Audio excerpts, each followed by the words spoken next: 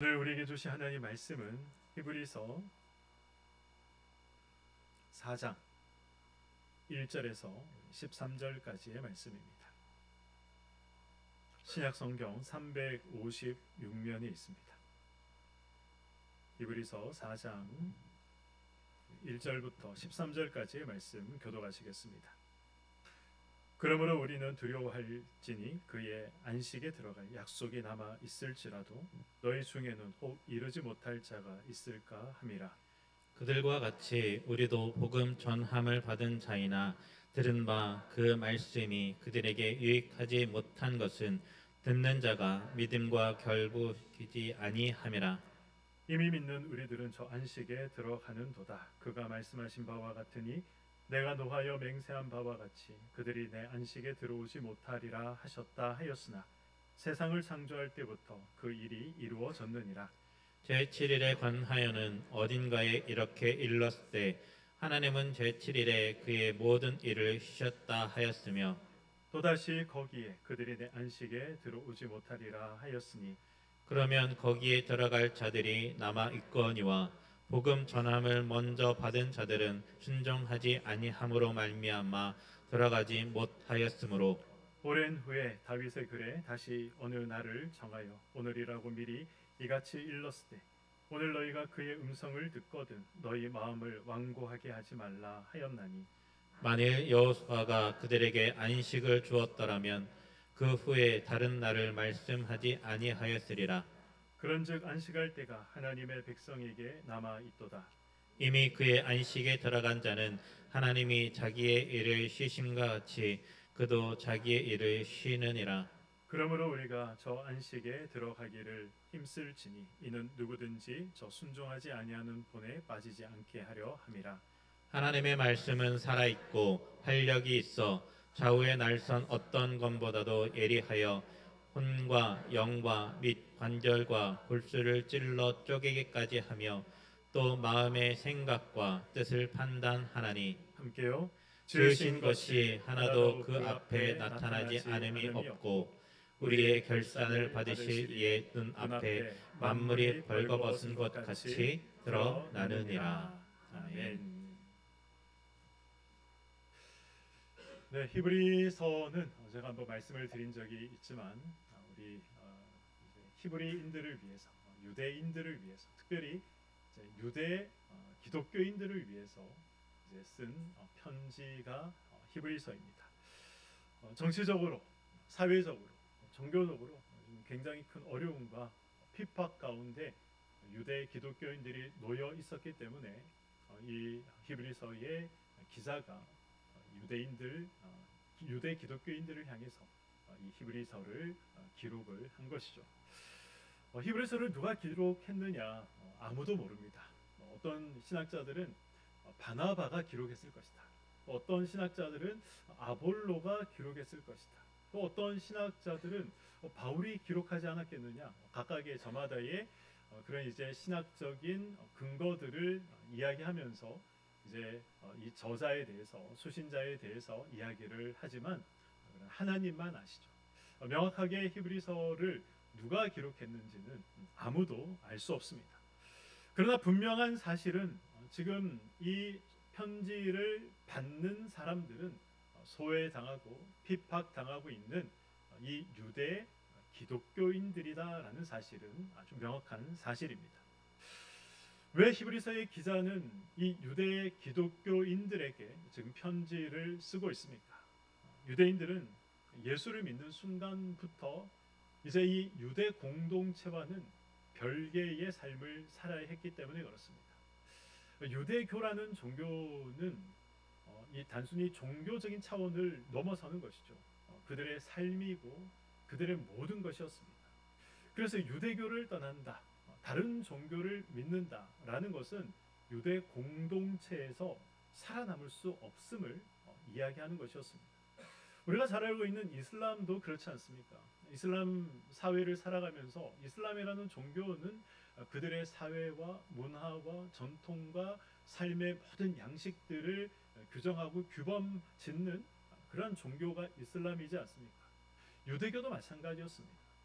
그래서 이 유대교가 아니라 다른 종교를 믿는다라는 것은 이제 이 유대 사회에서 발을 붙일 수 없음을 뜻하는 것이고, 유대 사회에서 차별과 핍박을 받으며 살아갈 수밖에 없는 그러한 상황과 환경에 놓여 있는 것이다라는 것을 말하는 것입니다.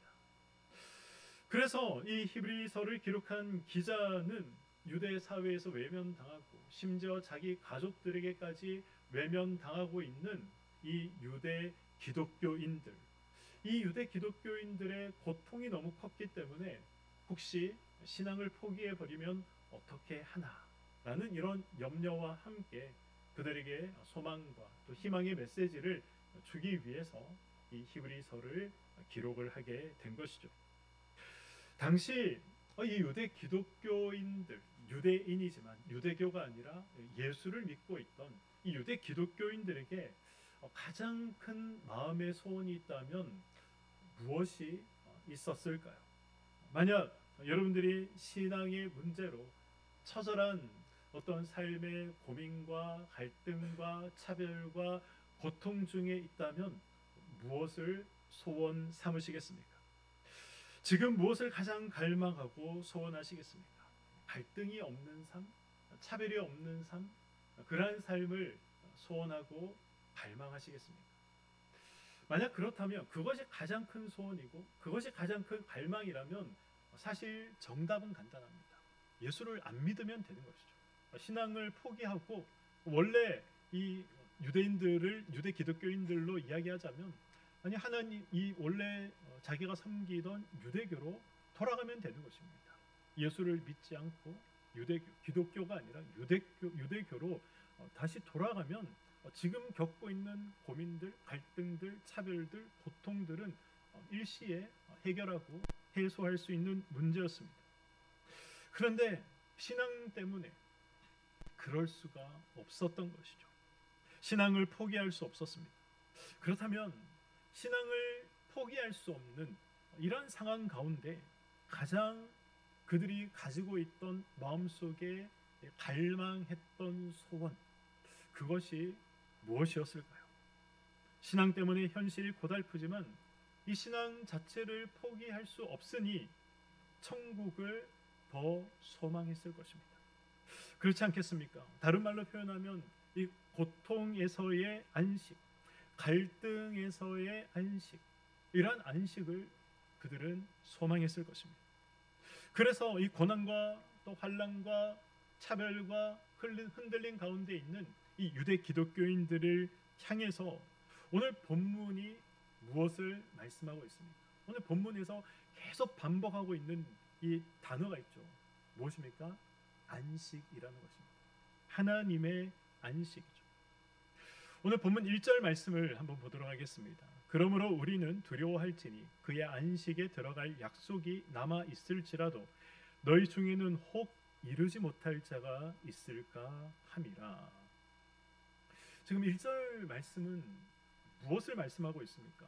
하나님께서 우리에게 안식을 약속하셨지만 그러나 그 안식에 들어가지 못할 사람도 있다라는 것입니다. 우리가 예수를 영접하면 생각하는 것이 있지 않습니까? 전도할 때도 예수를 믿으면 평안이 온다. 예수를 믿으면 안식이 있다. 이런 말로 우리가 전도하지 않습니까? 그러나 오늘 본문은 사실 다른 말씀을 하고 있습니다. 안식은 예수를 믿는다고 해서 자동으로 주어지는 것이 아니다 라는 이 사실을 오늘 4장 1절에서 명확하게 말씀하고 있습니다. 이 말씀이 낯설게 느껴질 수 있습니다. 이 말씀이 이상하게 느껴질 수 있습니다. 아니 목사님, 예수를 믿으면 안식이 자연스럽게 찾아오는 것 아닙니까? 예수를 믿으면 우리에게 평안이 자연스럽게 찾아오는 것 아닙니까? 지금까지 그렇게 배웠는데, 지금까지 그렇게 알았는데 이게 웬 똥딴지 같은 소리입니까? 라고 저에게 묻고 싶은 분들도 계시리라 생각을 합니다. 그러나 멀리도 말고 여러분 각자의 삶을 한번 보시기 바랍니다. 예수를 믿는다고 해서 내 삶 가운데 참 안식이 있으십니까? 예수를 믿는다고는 하지만 그런데 내 마음 가운데 참 평안이 있으십니까?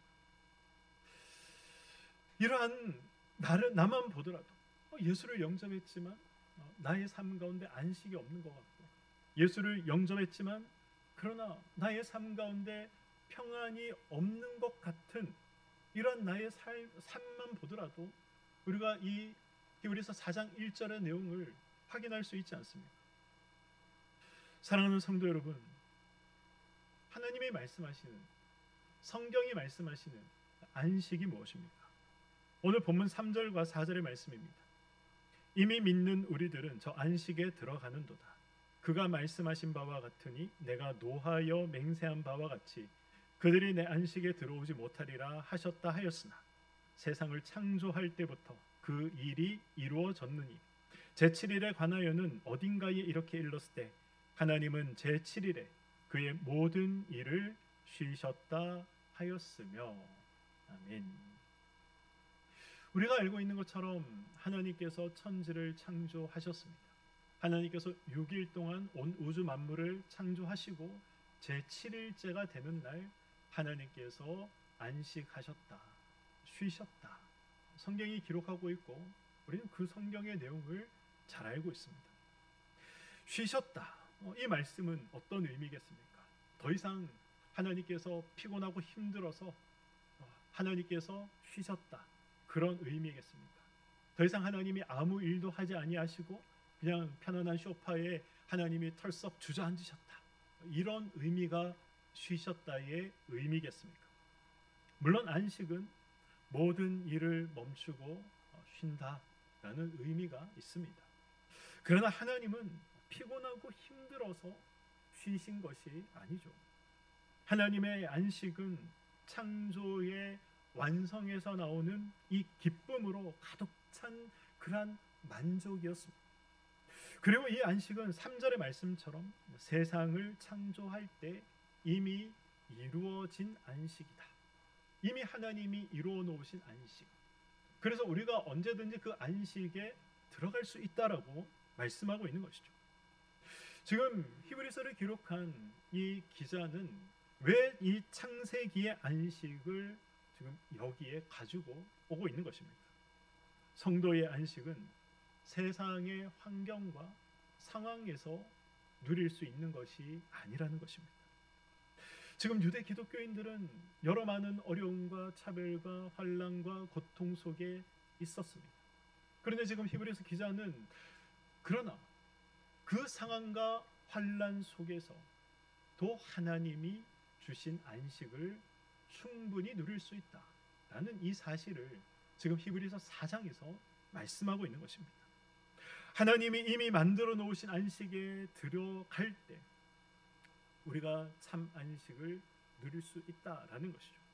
하나님께서 이미 이루어 놓으신 이 안식, 하나님이 이미 완성하신 이 안식, 이 안식에 들어갈 수 있는 방법은 무엇입니까? 하나님과 동행하는 것입니다. 하나님과 교제하는 것이죠. 우리가 너무나도 잘 알고 있는 방법입니다. 이 교제 가운데 들어가면 상황과 환경은 그대로지만 그러나 우리의 마음이 변하지 않습니다. 높은 산이 거친 들이, 궁궐이나 초막이나 내 주 예수 모신 곳이 그 어디나 하늘나라, 이러한 찬양의 고백, 저와 여러분이 다 한 번씩 해보신 경험이 있지 않습니까? 아직 이 경험이 없다면, 아직 이 은혜가 없다면 하나님이 주시는 안식이 무엇이다 라는 것을 제대로 체험하지 못해 본 것입니다. 우리는 쉬고 싶습니다. 안식하고 싶습니다. 그런데 상황과 환경이 안식을 허락하지 않기 때문에, 이 쉼을 허락하지 않기 때문에 쉬지 못하는 경우도 있는 것이죠. 그런데 우리가 쉬어도 안식을 누리지 못하는 경우도 많이 있습니다. 왜 그럴까요? 히브리서는 그 이유를 이렇게 말씀합니다. 2절 말씀입니다. 그들과 같이 우리도 복음 전함을 받은 자이나 들은 바 그 말씀이 그들에게 유익하지 못한 것은 듣는 자가 어떻게 하지 않았기 때문이다 라고 말씀하고 있습니다. 믿음과 결부시키지 않았기 때문이다 라고 말씀하고 있습니다. 믿음과 결부시키지 않았기 때문이다. 믿음이라는 것에 무언가를 결합시켜야 하나님께서 완성하신 안식을 누릴 수 있다는 것이죠. 믿음에 무언가를 더해야 하나님께서 약속하신 약속의 말씀이 우리의 삶 가운데 드러나고 나타나고 경험되어질 수 있다는 것입니다. 그렇다면 믿음과 무엇이 결합되어야 말씀이 우리에게 유익이 되고 하나님의 약속이 저와 여러분의 삶 가운데 성취되고 그 성취되는 것을 우리가 직접 보고 경험할 수 있을까요? 하나님의 약속이 우리 삶에서 나타나고 하나님의 말씀이 우리 삶에 유익이 되기 위해서는 말씀을 듣는 것만으로는 충분하지 않습니다. 물론 말씀을 듣는 것은 너무 중요하죠. 지금 이 시간에 하나님의 선포되는 말씀을 듣고 하나님께서 원하시는 것이 이것이구나, 하나님께서 원치 않는 것이 저것이구나, 우리가 이것을 아는 것은 우리 신앙생활에 있어서 매우 중요한 일입니다. 그런데 하나님의 말씀을 듣는 것으로 아는 것으로만 충분하지 않다는 것입니다. 믿음이란 무엇입니까? 믿음이란 사실을 현실로 바꿀 수 있는 영적인 힘이고 영적인 끈이 믿음입니다. 비가 올 때 우산을 써야 비를 맞지 않는다, 다 알고 있는 사실이죠. 그런데 그 우산을 방 안에만 두고 있으면 못하겠습니다. 우산을 펼쳐 머리 위에 드는 순간 우리가 알고 있는 사실이 현실이 되는 겁니다. 우산을 쓰면 비를 맞지 않는다라는 이 사실이 우산을 펼쳐 들고 우리 머리 위에 들어야 사실이 현실이 되는 것입니다. 하나님의 말씀은 무엇입니까? 하나님의 말씀은 다 사실이죠. 거짓 없는, 오류 없는 다 사실의 말씀입니다. 이 사실을 현실로 바꾸기 위해서는 우산을 펼쳐 들고 저와 여러분의 머리 위에 드는 이 행동, 이 행위가 있어야 된다라는 것입니다. 그 행위를 우리는 무엇이라고 부릅니까? 성경은 그것을 순종이라고 말씀하고 있습니다. 오늘 본문 바로 앞에 보시면 3장을 보시면 어떤 말씀이 기록이 되어 있습니까? 출애굽 사건, 광야 사건에 대해서 기록을 하고 있습니다. 이스라엘의 광야 40년이 기록되어 있죠. 3장 17절에서 18절의 말씀입니다. 또 하나님이 40년 동안 누구에게 노하셨느냐? 그들의 지체가 광야에 엎드려진 범죄한 자들에게가 아니냐? 또 하나님이 누구에게 맹세하사 그의 안식에 들어오지 못하리라 하셨느냐? 곧 순종하지 아니하던 자들에게가 아니냐라고 말씀하고 있습니다. 출애굽 1세대들, 이들은 40년 동안 광야를 방황하면서 다 죽어야 됐습니다. 여호수아와 갈렙을 제외하고는 출애굽 1세대들은 광야에서 다 죽음을 맞이했습니다. 그 이유가 무엇입니까? 오늘 본문은 이 히브리서 3장 18절은 그들이 순종하지 않았기 때문이다라고 말씀하고 있는 것이죠. 그런데 이 순종을 무엇과 지금 결부시키고 있는지 보시길 바랍니다. 3장 19절 말씀입니다. 이로 보건대 그들이 어떻게 하지 않았기 때문이다라고 말씀하고 있습니까? 믿지 않았기 때문에 능히 들어가지 못한 것이다 라고 말씀하고 있습니다. 3장에서 등장하고 있는 가나안은 4장에서 말씀하는 안식과 같은 의미입니다. 출애굽 당시 이스라엘 백성들에게 가나안에 들어간다, 이 의미가 무엇이겠습니까? 역사적으로 본다면 하나님께서 자기 조상 아브라함에게 허락하신 약속의 땅을 주시는 것이다. 약속이 물론 사실인 걸 믿었지만 그 사실이 현실로 되는 사건이 바로 하나님께서 그들을 출애굽시켜 가나안으로 인도하셨던 사건이 바로 아브라함에게 주신 이 약속, 이 사실, 이것이 이제 현실로 바뀌게 된 것이죠. 이것이 역사적인 사실입니다.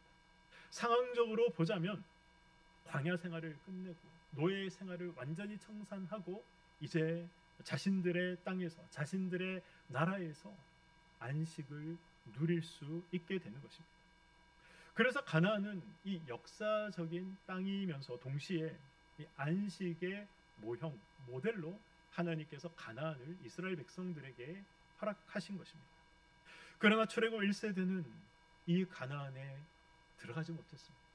단 2사람을 제외하고는 다 가나안이 아니라 광야에서 죽임을 당했습니다.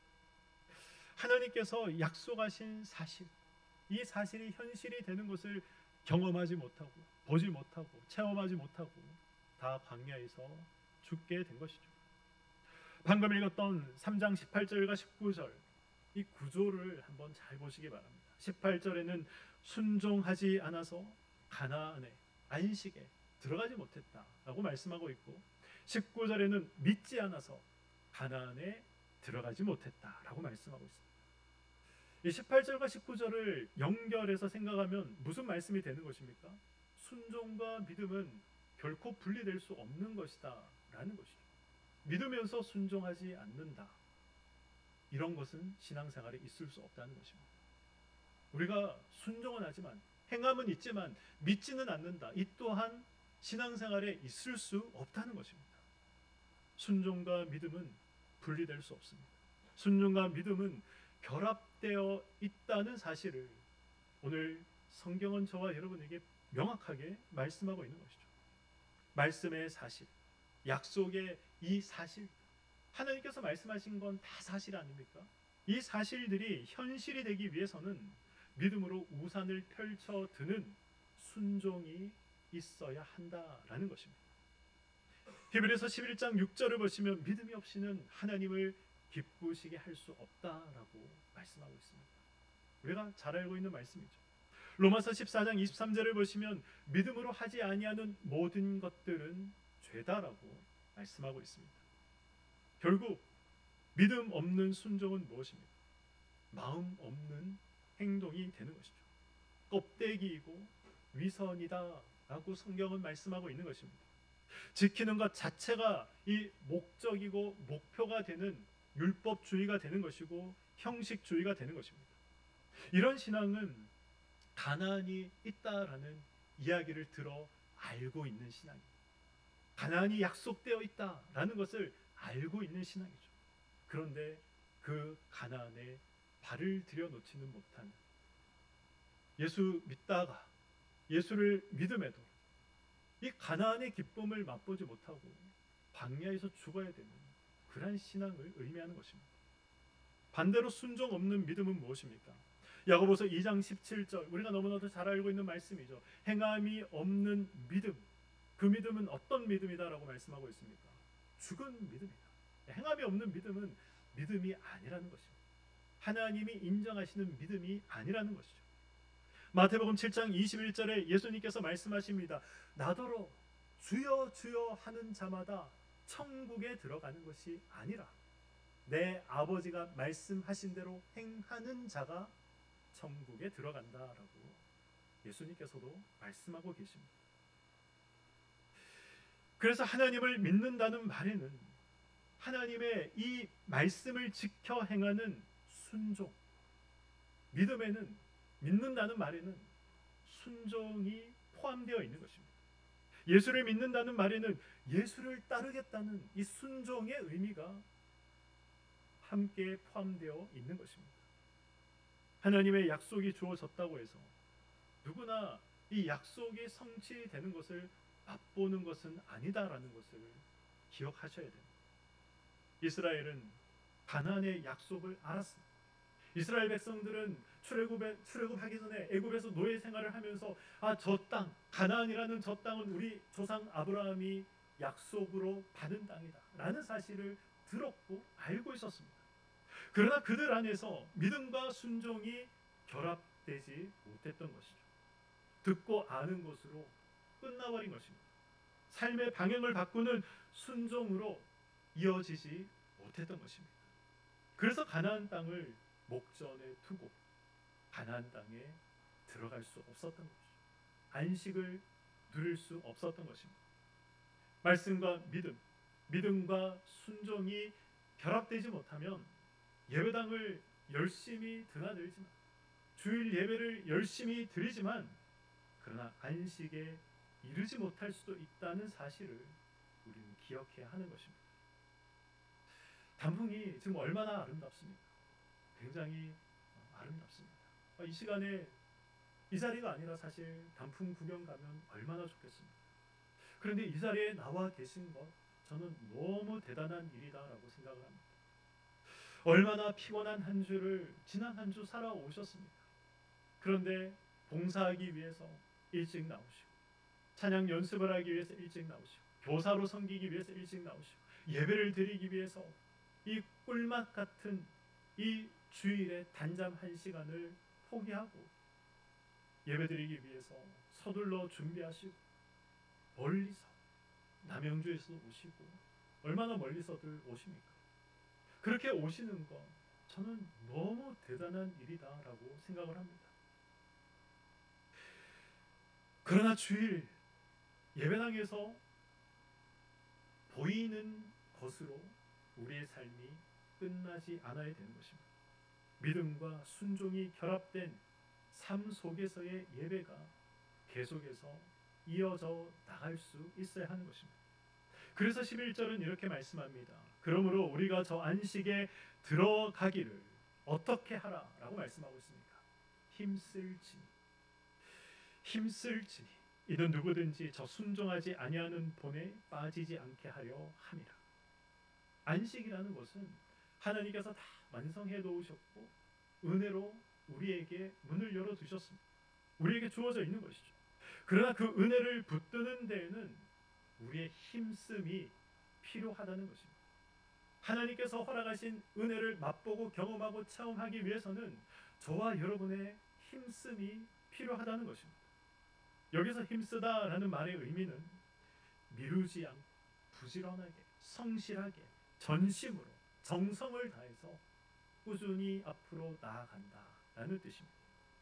은혜를 핑계로 나태하게 신앙생활하지 않는 것이죠. 은혜를 핑계로 우리가 우리의 모든 죄, 과거의 죄와 현재의 죄와 미래의 죄까지 다 용서받았으니 뭐 이 한 번 죄 짓는 것 어떻겠느냐라고 생각하며 쉽게 죄를 범하지 않는 것입니다. 우리가 힘쓰는 이유는 구원을 얻기 위한 노력은 물론 아닙니다. 오해하지 마시기 바랍니다. 우리는 이미 구원을 얻었습니다. 구원을 얻은 자가 가져야 되는 합당한 모습이 힘써야 하는 것이죠. 더 큰 은혜의 자리에 머물기 위해서, 하나님께서 허락하신 은혜에 머물기 위해서 우리가 힘쓰고 노력해야 한다는 것입니다. 이것이 이미 주어진 구원에 대한 믿음의 반응이라는 것이죠. 힘쓰다라는 말에는 내가 만들어내야 한다라는 의미도 그래서 포함되어 있는 것입니다. 순종은 하나님께서 만들어내시는 것이 아니죠. 순종은 저와 여러분이 만들어내는 것입니다.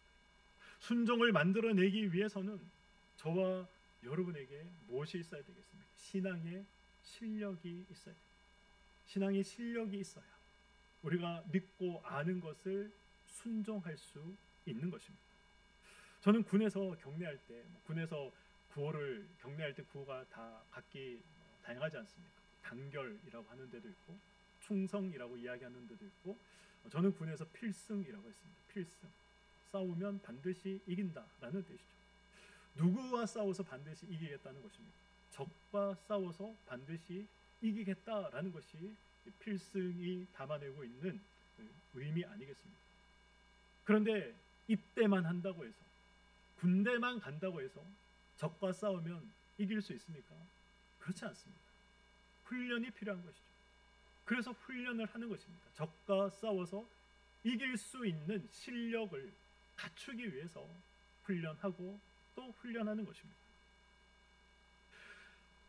훈련이 있어야 실력이 쌓이는 것이고, 실력이 있어야 필승이라고 외치는 자의 이 외침이, 그 사람이 국방의 한 조각이라도 담당할 수 있게 되는 것입니다. 신앙도 마찬가지죠. 신앙의 실력은 믿음과 결합된 순종에서 나오는 것입니다. 여기서 중요한 사실을 기억해야 됩니다. 믿음과 결합된 순종은 우리의 책임이고 우리의 선택이라는 것입니다. 하나님께서 모세를 세우시죠.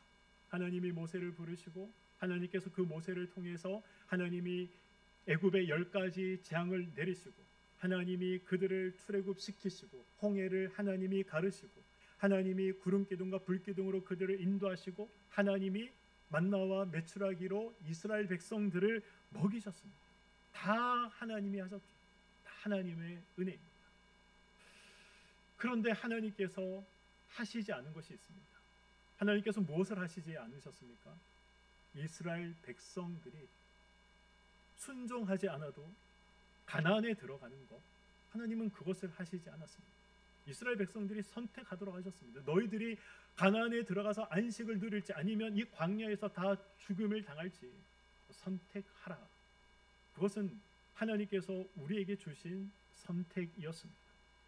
하나님은 물론 다 하실 수 있죠. 오늘 밤 눈을 감고 잠을 잤는데 다음날 눈을 떴더니 가나안이더라. 하나님이 왜 그렇게 하시지 못하시겠습니까?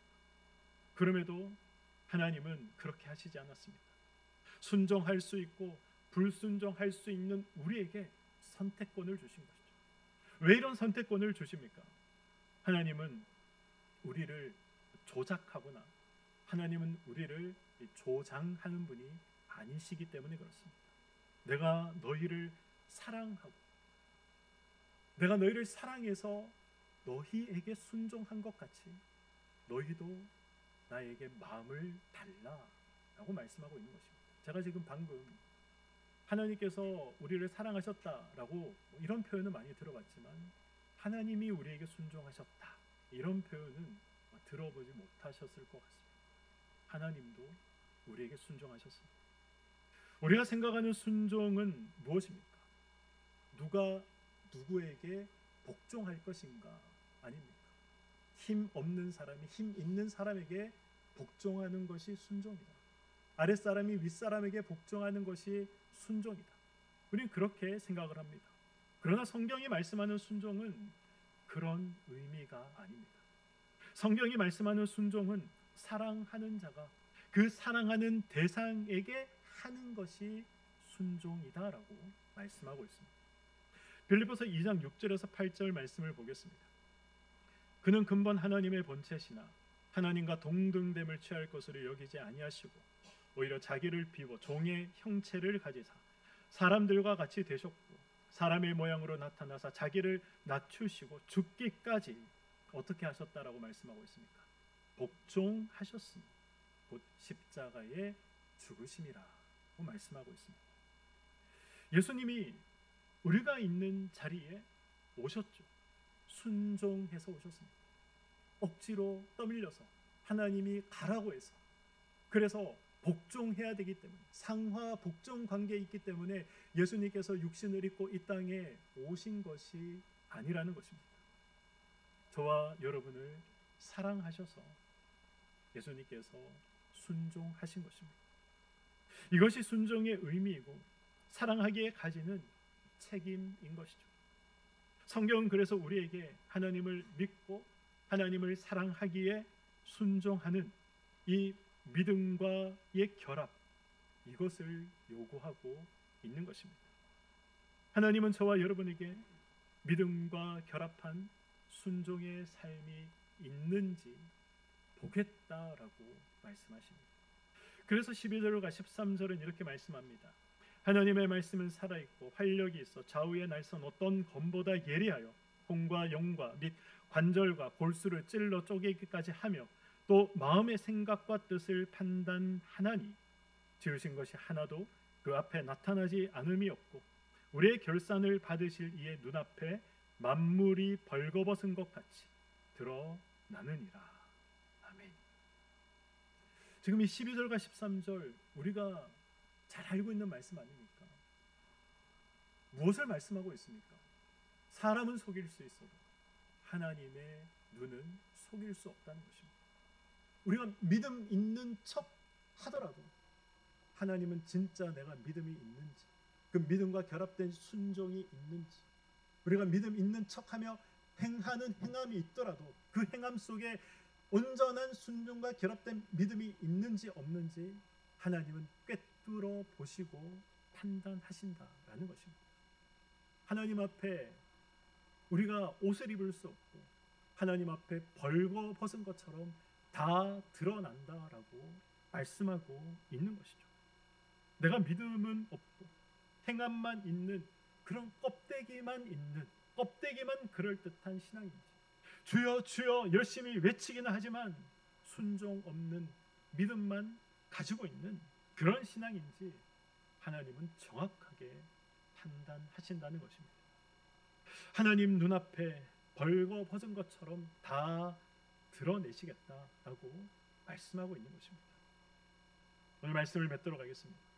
성경은 우리에게 믿음과 순종이 결합될 때 비로소 하나님께서 약속하신 그 약속이 저와 여러분의 삶 속에서 드러나고 나타나고 성취된다라고 말씀하고 있습니다.